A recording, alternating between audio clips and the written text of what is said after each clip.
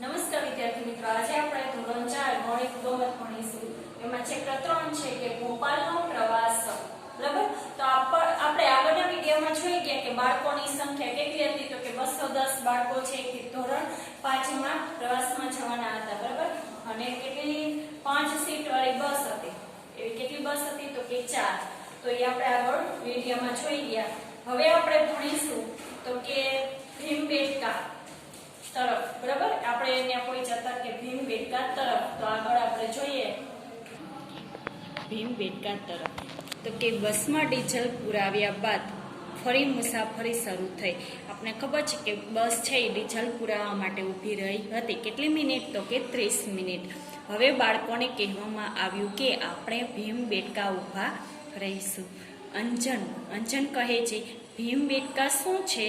અંજનને છે એવો પ્રશ્ન થાય છે કે ભીમબેટકા શું છે?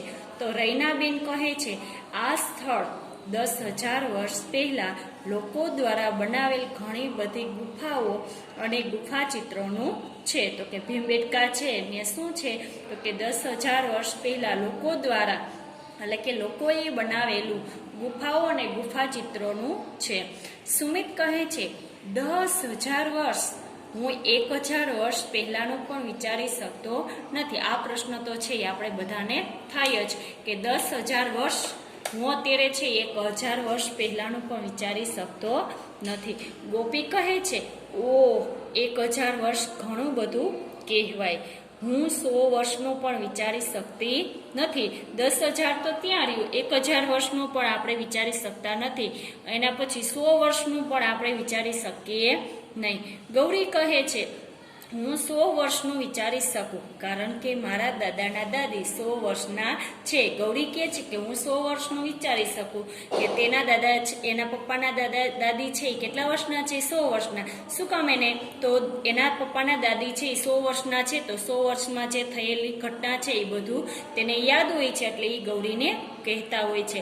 મંજીત કહે છે એનો અર્થ એ થયો કે તે ગુફાઓ 100 દાદીઓની ઉંમર જેટલી જૂની થઈ. મંજીત શું કહે છે, તો કે એનો અર્થ એ થયો કે 100 વર્ષના દાદી હોય તો 100 વર્ષના દાદી ગુણ્યા કેટલા કરવાના થાય, તો કે 100 દાદીઓની ઉંમર, એટલે કેટલા થઈ જાય, તો કે 10,000 વર્ષ. દરેક જણ ખડખડાટ હસવા લાગ્યા. હા હા હા. હવે બાળકો ખરેખર ગુફા ચિત્રો જોવા ઉત્સાહિત હતા. તેઓ જ્યારે ભીમબેટકા પહોંચ્યા ત્યારે 11 વાગ્યા હતા. હવે અહીંયા છે એ ચિત્રો આપેલા છે. એ શું કીધું છે? કમાલ છે, 10,000 વર્ષ. આપણે આ સંખ્યાને વાંચવી હોય તો કઈ રીતે વંચાય, તો કે પાછળથી વાંચવાની. એકમ, દશક, 100, 1000 ને 10,000. તો આ સંખ્યા છે એ કેટલી છે, તો કે 10,000 વર્ષ પહેલા પણ લોકો આટલી સારી ચિત્રકારી કરી શકતા હતા, તે પણ પથ્થરો પર. હવે શું કીધું છે? અરે આ પથ્થરો હજારો વર્ષ જૂના છે. તો અહીંયા ચિત્ર છે આપણે દેખાય છે, ગુફામાં ચિત્ર દોરેલા છે, તો કે 10,000 વર્ષ પહેલાના છે. હવે આપણે જોઈએ, શંકર કહે છે આ ચિત્રમાં મોટા કદના જંગલી બળદો દેખાય છે. અરે મને એક યુક્તિ સૂચી, હું આ ચિત્રમાંથી બળદો ગણું અને તું હરણા ગણ. શંકર શું કહે છે કે મને આ ચિત્રની અંદર છે એ મોટા કદના છે એ જંગલી બળદો દેખાય છે. તો એ શું વિચારે છે કે તું ચિત્રમાં છે એ બળદો ગણ અને તું છે એ શું ગણ, હું બળદ ગણું અને તું હરણા ગણ. બીના કહે છે હું લોકો ગણીશ. હવે બીના છે એ શું ગણે છે? લોકોને. હવે આપણે જોઈએ કે કોની સંખ્યા સૌથી વધુ છે, જંગલો બળદોની, હરણા કે લોકોની? આ ત્રણેય સંખ્યા ગણવાની છે, જંગલી બળદો, હરણા અને લોકો. હવે અહીં શું કીધું છે? 34, 35, 36, 37. મેં 37 જંગલી બળદો ગણ્યા. હવે જંગલી બળદો ગણે છે તો સંખ્યા આગળ ગણે છે 1, 2, 3, 4, 5, 6, 7 થી. બરાબર, તો ક્યાં પહોંચ્યા? 34, 35, 36, 37 એ અટકી જાય છે. તો જંગલી બળદો ગણ્યા તો એ કેટલા થાય છે? તો કે 37. બરાબર. હવે શું કહે છે? તો કે 112, 113, 114, મેં 117 હરણા ગણ્યા. હવે 1, 2, 3 થી ગણે છે, ક્યાં પહોંચે છે તો કે 112, 113, 114, 115, 116 અને 117. 117 છે એ અટકી જાય છે. તો કેટલા હરણા થાય છે? 117 હરણા. જંગલી બળદ કેટલા છે? 37. હરણા કેટલા છે? 117. હવે શું કહે છે તો કે જંગલી બળદો કરતા હરણા કેટલા વધારે છે. હવે આ જંગલી બળદો છે, આ હરણા છે, તો જંગલી બળદો કરતા હરણા કેટલા વધારે છે. તો આપણે આનો જવાબ મેળવવો હોય તો હરણાની સંખ્યામાંથી જંગલી બળદોની સંખ્યા શું કરવી પડે તો કે બાદ કરવી પડે. બાદ કર્યા પછી જે જવાબ મળે એ આપણે હરણા વધારાની સંખ્યા મળે. તો 117 શું છે તો કે હરણાની સંખ્યા. એમાંથી 37 શું છે તો કે બળદોની સંખ્યા. તો હવે આપણે બાદ કરીએ. 7 માંથી 7 જાય તો 0. 1 માંથી 3 બાદ થાય નહીં તો શું લેવું પડે? દસકો લેવો પડે. તો અહીંયા શું આવે? 10. 10 માં 1 ઉમેરીએ તો કેટલા થાય? 11. તો આની ઉપર શું આવે? 11. અહીંયા શું આવે? 0. 11 માંથી 3 બાદ કરીએ. 11 માંથી 3 બાદ કરીએ તો કેટલા વધે તો કે 11 માંથી 3 બાદ કરીએ તો 8 વધે. અહીંયા ગણી લેવાનું 8, 9, 10 ને 11 સંખ્યા મળી ગઈ પાછી. તો હરણાની સંખ્યા કેટલી વધારે છે તો કે હરણાની સંખ્યા 80 વધારે છે. તો કે 80 હરણા છે, આમાં વધારે છે. પરંતુ બીના સૌથી વધુ ખુશ છે, કારણ કે બળદો અને હરણાની કુલ સંખ્યા કરતા લોકોની સંખ્યા વધારે હતી. બળદો છે 37 છે, હરણા છે 117 છે. તો આનાથી વધારે 37 થી વધારે કોણ થાય? 117.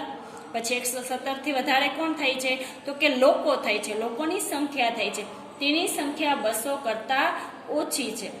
હવે શું કીધું છે? બીનાએ કેટલા લોકોની ગણતરી કરેલ છે. અહીંયા જંગલી બળદોની ગણતરી થઈ, અહીંયા 117 હરણાની ગણતરી થઈ. હવે બીના છે એ લોકોની સંખ્યા ગણે છે.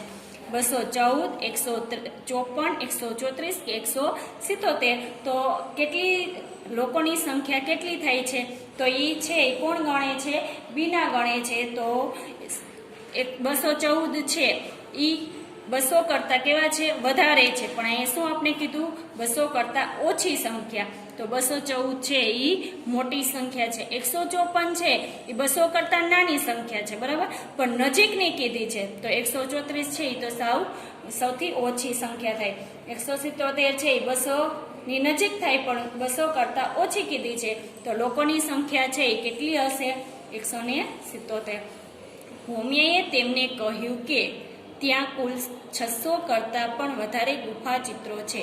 હવે ભીમબેટકાથી નીકળવાનો સમય થઈ ગયો છે. તેઓએ ત્યાં 1 કલાક વિતાવ્યો. અત્યારે કેટલા વાગ્યા હશે? આપણે છે આગળ જોયું કેટલા વાગ્યા હતા તો કે 11 કલાક થઈ હતી, બરાબર. તો કે ભીમબેટકા પહોંચ્યા ત્યારે 11 કલાક થઈ હતી. 11 કલાક.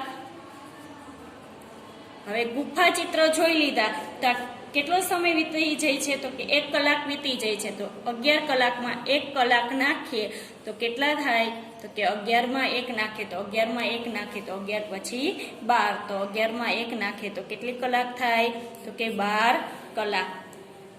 હવે તેઓ ભોપાલ તરફ જવા રવાના થયા. તેઓ ત્યાં 1 કલાકથી ઓછા સમયમાં પહોંચશે, એટલે ખાલી જગ્યા વાગ્યા હશે. અત્યારે કેટલા વાગ્યા છે તો કે 12 વાગ્યા છે, બરાબર. હવે 12 વાગ્યા છે. ગુફા ચિત્ર જોઈ લીધા હતા, 12 વાગ્યા છે. હવે એ ભોપાલ તરફ જવા રવાના થયા છે. હવે ત્યાં પહોંચતા, ભોપાલ પહોંચતા કેટલી કલાક થશે તો કે 1 કલાક થશે, બરાબર. તો 12 કલાકમાં 1 કલાક નાખીએ તો કેટલી કલાક થાય તો કે 12 માં 1 કલાક નાખીએ તો કેટલા વાગી જાય તો કે 12 માં 1 નાખીએ તો 13 કલાક થાય, બરાબર. 13 કલાક એટલે કેટલા વાગ્યા હોય તો કે 12 પછી 13 સંખ્યા આવતી નથી, બરાબર. ઘડિયાળમાં જોઈએ તો 12 પછી કેટલા વાગી જાય તો કે 1 વાગી જાય. તો ત્યાં પહોંચતા કેટલા વાગ્યા હશે તો કે 12 કલાક છે એ આપણે ગુફામાં વિતાવ્યો. એટલે કેટલા વાગ્યા હતા તો કે 12.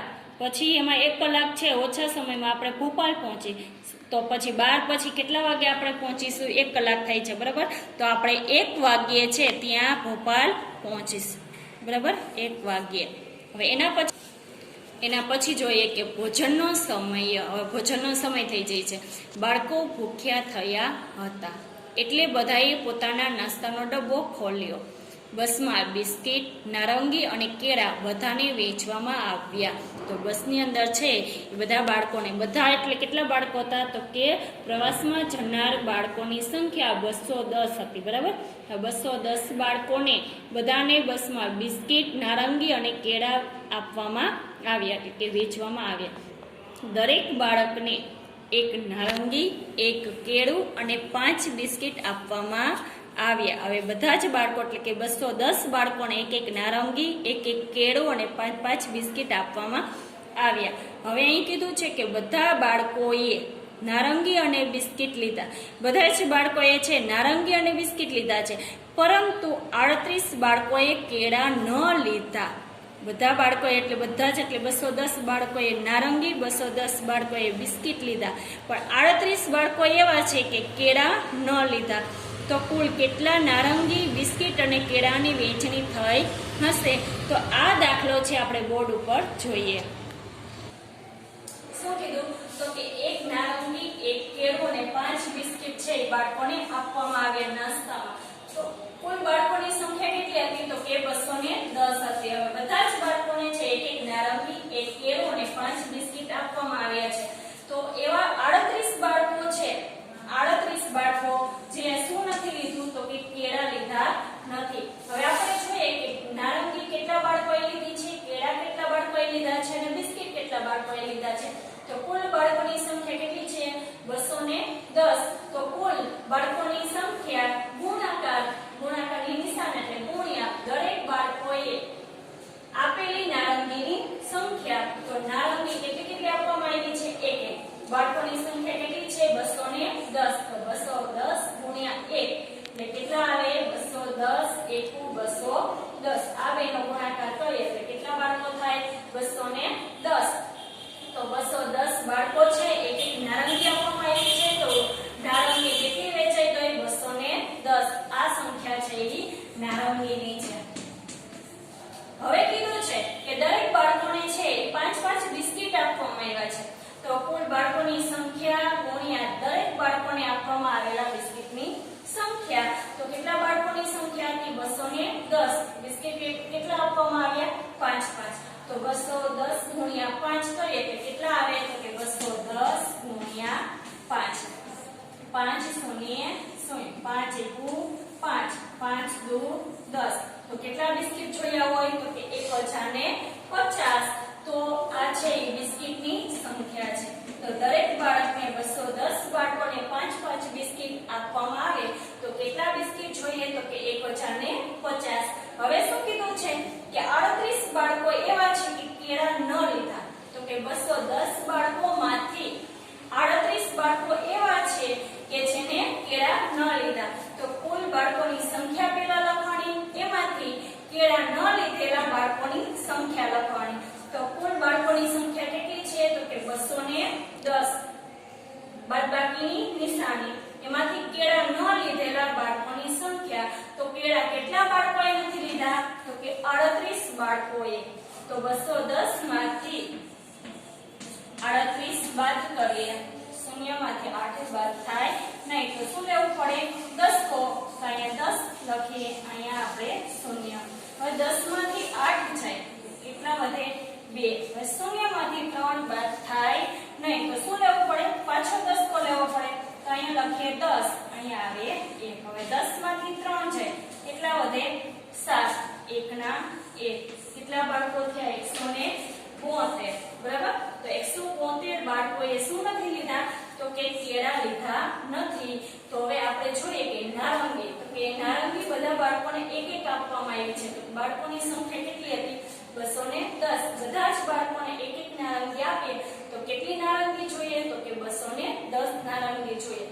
બધા જ બાળકોને શું આપવામાં આવ્યું છે? તો કે 5 બિસ્કિટ. તો બધા બાળકોએ બિસ્કિટ લીધેલા છે. તો કેટલા બાળકોની સંખ્યા હતી? તો કે 210 કુલ બાળકોની સંખ્યા હતી. બધા જ બાળકોને 5-5 બિસ્કિટ આપવામાં આવ્યા છે. તો 210 ગુણ્યા કેટલા કરવાના થાય? 5. તો 210 ગુણ્યા 5 કરીએ તો કેટલો જવાબ આવે? તો કે 1050. તો કેટલા બિસ્કિટ જોયા હોય? તો કે બધા જ બાળકોને વેચવા માટે બસ 1050 બિસ્કિટ જોયા હોય. હવે ત્રીજું શું કીધું હતું? તો કે 210 બાળકોમાંથી 38 બાળકોએ શું ન લીધું? તો કે કેળા લીધા નથી. તો કેટલી સંખ્યા છે કે કેળા લીધા છે? તો કુલ સંખ્યા કેટલી છે બાળકોની? 210. કેટલા બાળકોએ કેળા નથી લીધા? તો કે 38 બાળકોએ કેળા લીધા નથી. તો કેટલા બાળકોએ કેળા લીધેલા છે? તો 210 માંથી 38 બાદ કરીએ તો કેટલા વધે? 172.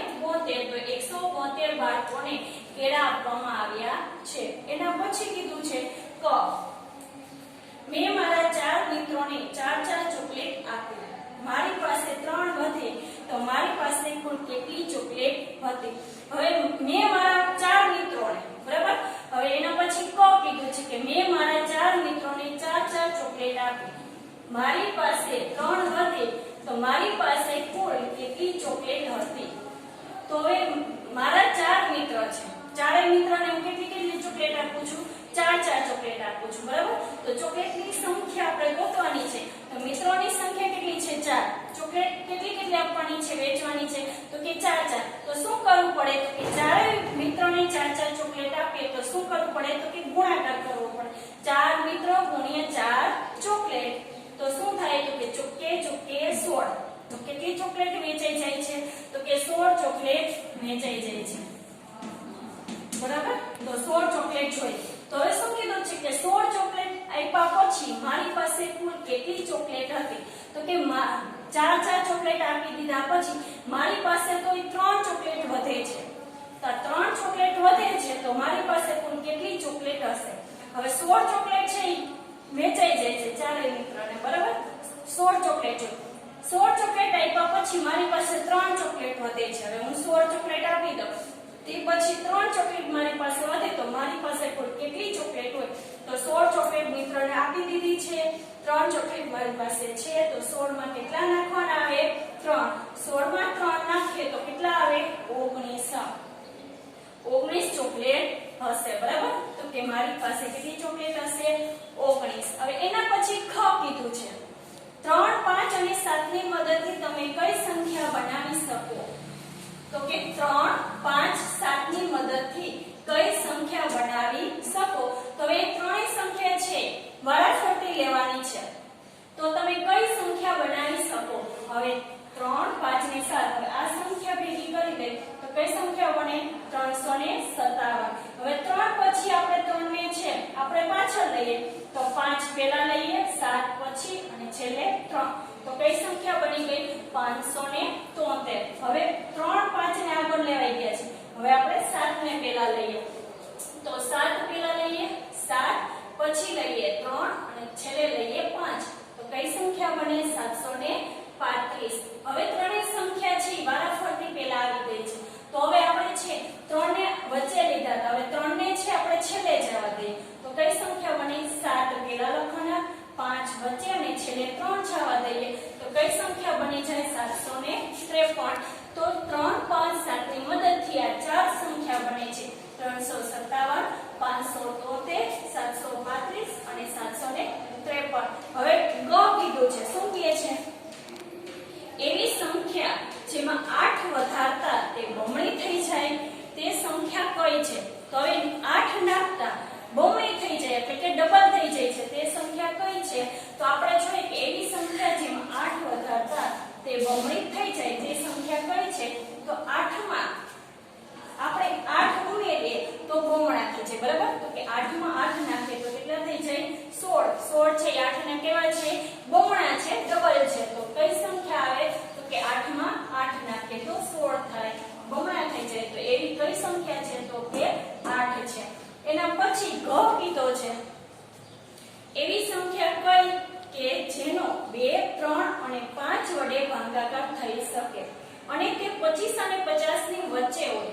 શું કીધું છે? એવી સંખ્યા કઈ છે જેનો 2, 3, 5 વડે ભાગાકાર થઈ શકે તે 25 અને 50 ની વચ્ચે હોય બરાબર તો 25 અને 50 ની વચ્ચેની સંખ્યા તો કે 25 26 27 28 29 30 31 32 33 34 35 36 37 38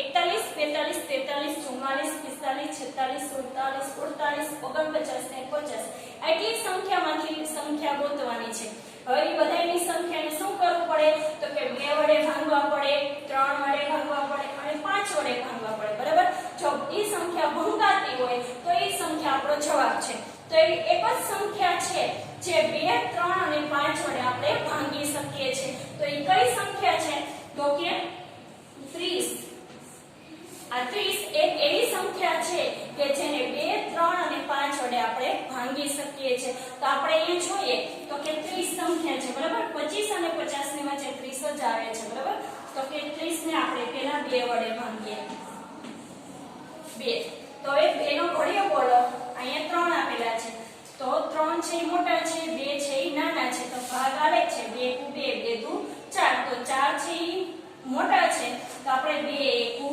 * 2 લઈએ 3 માંથી 2 જાય તો કેટલા વધે 1 ઉપરથી ઉતાર્યા 0 હવે 2 નો ઘડિયો બોલો 10 આવે ત્યાં સુધી તો 2 * 2 2 * 4 2 * 6 2 * 8 2 5 ને 10 2 5 10 10 માંથી 10 જાય તો કેટલા વધે 0 તો આ સંખ્યા છે 2 વડે આપણે ભાંગી શકાય છે બરાબર હવે આપણે 3 વડે ભાંગીએ તો આ સંખ્યાને છે 3 વડે ભાંગી છે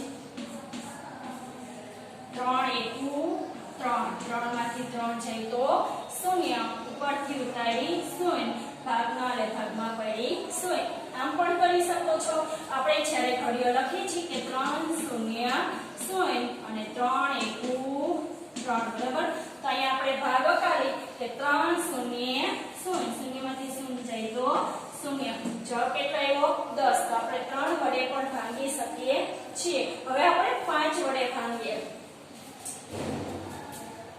30 * 5 તો 5 નો ઘડિયો બોલો 30 આવે ત્યાં સુધી તો કે 5 * 5 5 * 10 5 * 15 5 * 20 25 25 5 6 30 તો 5 6 30 30 માંથી 30 જાય તો 0 તો કે 6 વડે 5 વડે આપણે ભાંગી શકાય છે તો આવી એક જ સંખ્યા છે જેને આપણે 30 ને 2 3 અને 5 વડે ભાંગી શકીએ છીએ હવે એના પછી શું કહે છે ચો એક નાની કીડી 1 મિનિટમાં 3 સેમી ચડે છે કેટલા સેમી ચડે છે તો કે 3 સેમી ચડે છે અને 2 સેમી પાછી લપસે છે તેને 2 સેમી ચડવામાં કેટલો સમય લાગે હવે ચ કીધો છે તો કે એક કીડી છે બરાબર તો એને 3 સેમી છે ચડવામાં લાગે છે પાછું ઉતરવામાં 2 સેમી લાગે છે બરાબર તો કે 2 સેમી છે એ ઉતરે છે લપસે છે બરાબર તો તેને